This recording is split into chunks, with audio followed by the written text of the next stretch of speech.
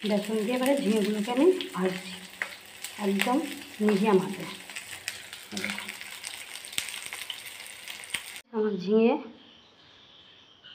মধ্যে পুর দিয়ে বেসনে ভাজা হয়ে গেছে। যদি আপনারা এটি পছন্দ করে থাকেন তাহলে আরও রেসিপি বলবেন, আমি দেখিয়ে দেবো।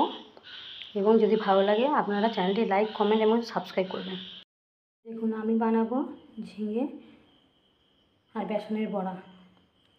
এই দেখুন আমি ঝিঙেটা ছাড়িয়ে নিয়েছি, নিয়ে এর মধ্যিখানটা এই যে ফাঁক করে চালা করে দিয়েছি, দিয়ে লবণ মাখিয়ে আমি এটাকে আধ ঘন্টা রেখে দিয়েছিলাম। এবারে এটাকে আমি নিগড়ে নেব, নিগড়ে দেখবেন জল বার হবে। এই দেখুন কত জল বার হয়েছে দেখুন।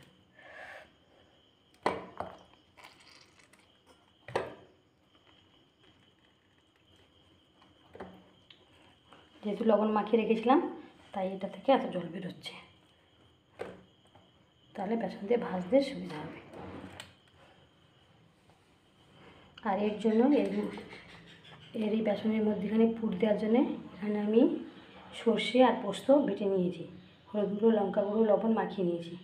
এবারে আমি আস্তে আস্তে করে এইটার মধ্যেই পুরটা আমি ঢুকিয়ে দেবো। এই দেখুন, এই দেখুন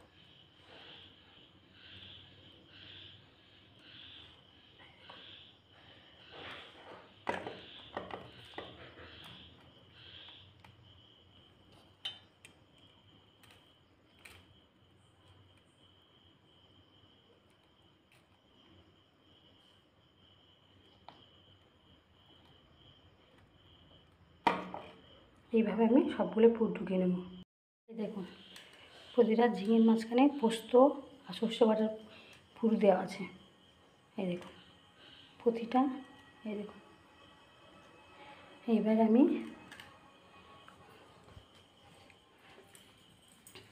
এই দেখুন ননস্টিক কড়াতে আমি তেল বসিয়ে দিয়েছি।